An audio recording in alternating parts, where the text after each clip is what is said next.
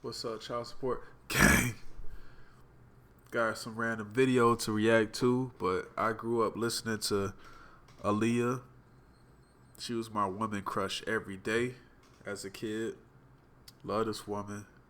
Smile was beautiful. Singing song, voice was beautiful. Everything was beautiful about this woman. Dancing, music videos, she had the bangers. Yo, love is 1 in a million. It go on and on. Feel me? More than a woman, more than a lover.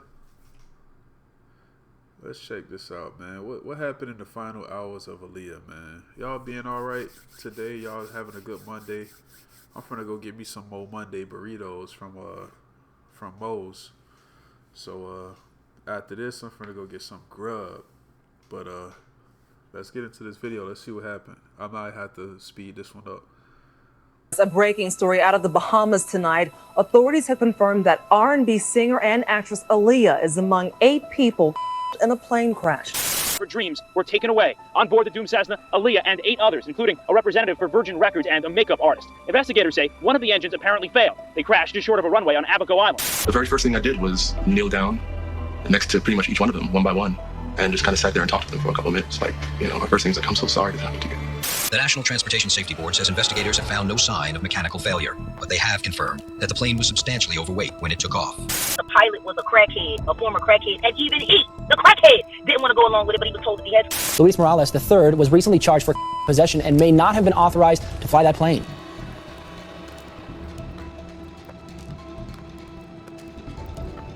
Leading up to the year 2001, the world's heart was stolen by a bright star in both the music and film industry. At 22 years of age, Aaliyah Dana Houghton was not only an actress who starred alongside the legendary Jet Li and DMX in the film Romeo Must Die, but she also earned the name the Queen of Urban Pop for her mesmerizing vocals, trendy style, and versatile talent. She was already earning awards and breaking records as a female in the industry and was on her way to surely continuing dominating with her talent. But her life would begin on a path to a fatal decline as the year progressed. The events were set in motion the moment she decided to shoot a music video for her hit single, Rock the Boat. Around August 21st, 2001, she would make an appearance on BET's 106 in Park. We need a resolution date. So good on the countdown. And we got to know what the next video is. And I hope you say this is on. Damn.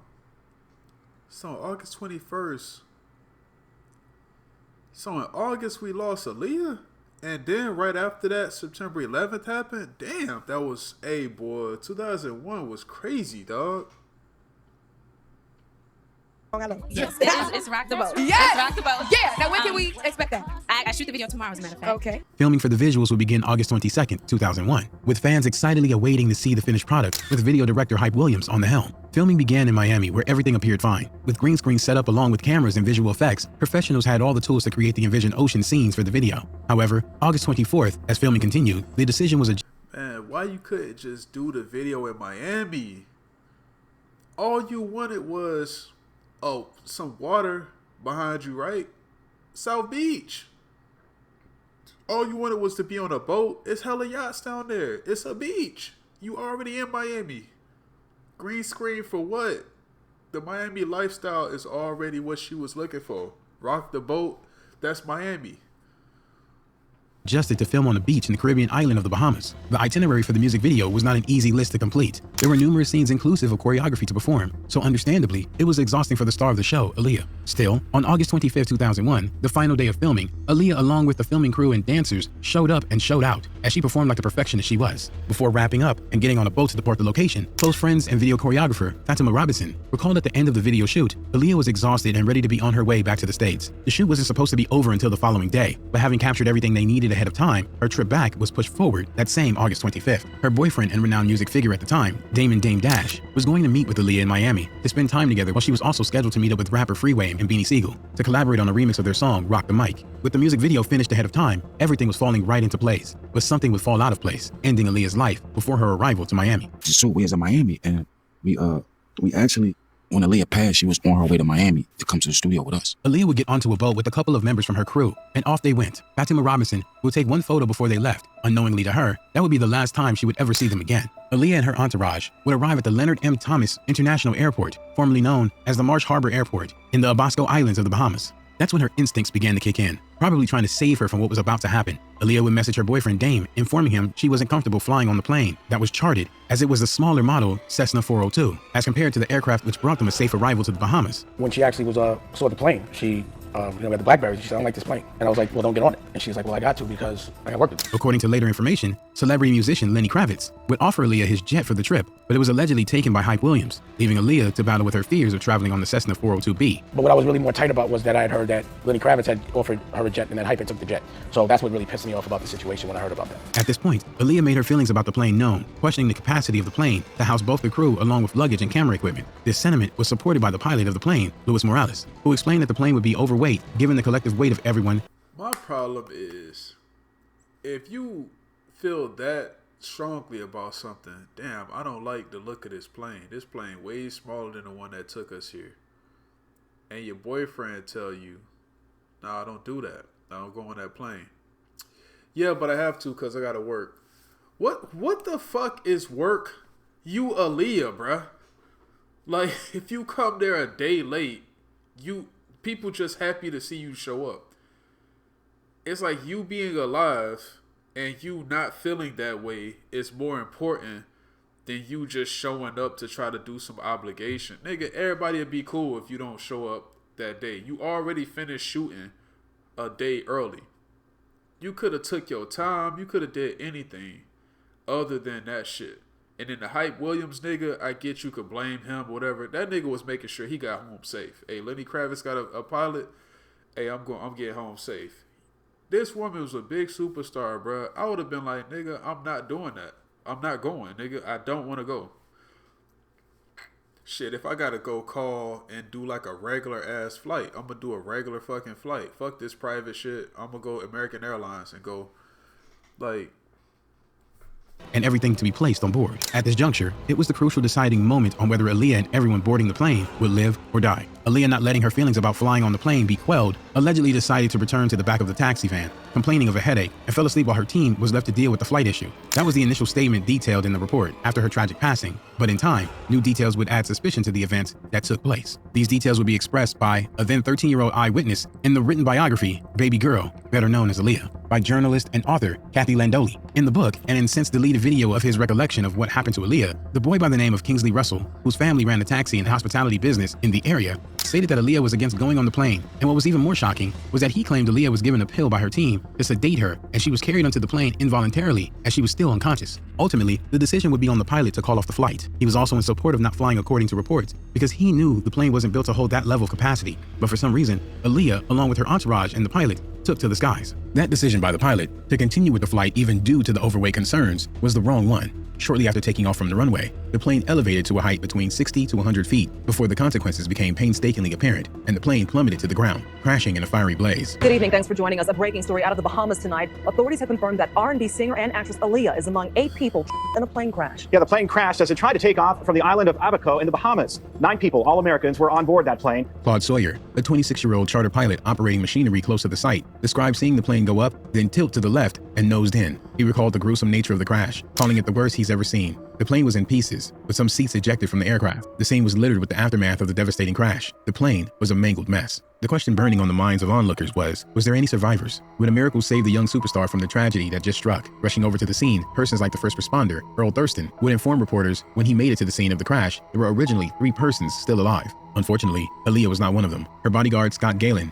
would be the only one out of the 3 survivors that were reportedly conscious. Now, as I understand it, 3 people originally survived the impact. Were any of them conscious when you arrived on the scene? Yes, sir. Mr. Scott Galen, he was still conscious at the time. That's Aaliyah's bodyguard, right? Yes, that's a bodyguard. Unfortunately, Scott Galen passed away on the way to the hospital, but before he succumbed to his injuries, he was able to inform paramedics what happened from his perspective, stating that after takeoff, the plane slid a little to the right, and the pilot tried to recover it by turning to the left, but as he turned to the left, the plane just ditched and fell completely out of the sky. Scott was remembered as a gentle, caring giant by friends and loved ones, and the driver of the ambulance recalled Scott's main concern while on the way to the hospital was the well-being of his client, Aaliyah. The 2 other crew members that were alive after the crash also succumbed to their injuries, totaling totaling to all 9 passengers losing their lives in the tragic accident. It was a chilling scene, just plain debris and body bags as the deceased were removed from the crash site. After the horror incident, an investigation into the crash was launched, as well as an official inquiry into Aaliyah's passing, which took place in the Bahamas. It is reported that pathologist Dr. Giovanni Raju, who carried out the inquest, concluded that the singer passed away from severe burns, a blow to the head, and severe shock. Dr. Raju also confirmed that the star was vulnerable as she had a weak heart, and concluded she went into such a state of shock, even if she had survived the crash, recovery would have been near impossible. News articles flooded the printeries, informing the public of the grim news. It was a time of mourning, but that grief would soon have mixed emotions with anger, along with questions on if it was a result of mechanical error or human negligence. Soon, that question began having... She was 22 years old. Like, yo...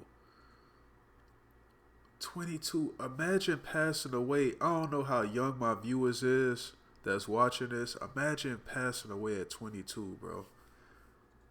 You ain't experienced no life, my nigga. You graduated high school at 18. So for 4 years, you know how much shit you ain't learned yet? How much experiences you haven't had yet? That shit crazy to me, bro.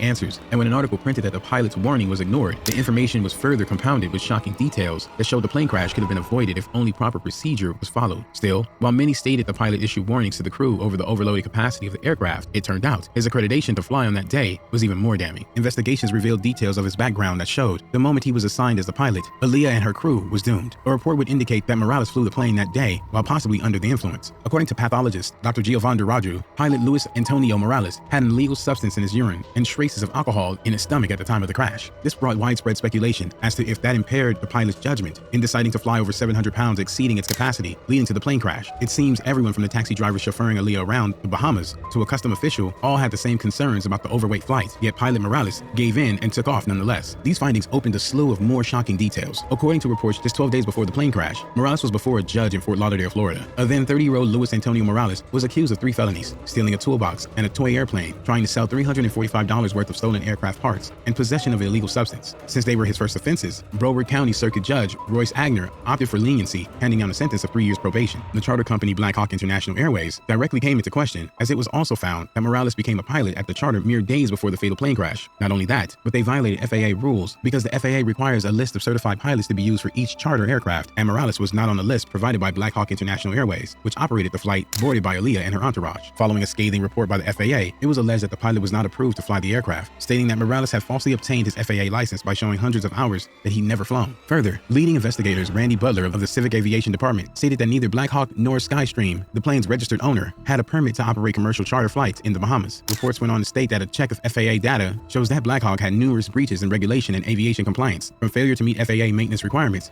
to fines for failing to comply with the flight and maneuvering regulations of a foreign country, to failure to test some employees for illegal substances, to their heightened accident rates surpassing even legal commercial airline carriers. Their history held questionable patterns. Aaliyah's family would launch a lawsuit against Black Hawk International Airways Corporation, Skystream Inc., and Gilbert Chacon, along with flight broker Atlantic Flight Group, and in 2003 would settle for an undisclosed amount. To this day, speculations still linger about Aaliyah's death not being an accident, but planned, giving the allegation of her being sedated when carried onto the plane. Fingers were pointing to her entourage, her boyfriend Damon Dash, Jay-Z, and even her own family, especially her uncle Barry Hankerson, who founded Blackground Records, to which Aaliyah was signed. An associate by the name of OG Pyru, Ayatollah Marv. When Aaliyah died, I was with Barry. When Aaliyah died for a wrongful death, he got paid $90 million for her death. Aaliyah was something special. What I want my legacy to be, what I want people to say when I'm long gone. I want people to look at me as a full-on entertainer and a good person. The loss of her life forever lingers on the hearts of those who knew her and to those who came to know her through her music. Rest in peace, Aaliyah. R.I.P. Aaliyah, man. Damn, you was 22 years old, bro. That's how that shit was with Kobe, too. It's like, why the fuck would you fly through milk clouds? Like, why would you fly overweight, but you had coke in your system and drinking, bro? You got Aaliyah, bro. You got Aaliyah on your plane. Like, you supposed to say, hell nah, I ain't flying this shit. It could be stupid, bro. Whatever money you was gonna get paid, bro, you should have just said, nah, I ain't doing it. But, man, that's been my reaction to that, man. That kind of, I'm sorry if that made y'all sad or whatever. That fucked with me a little bit, because Aaliyah's supposed to still been here, dog. But shout out to Shout Support Gang, man. Y'all have a good rest of y'all day.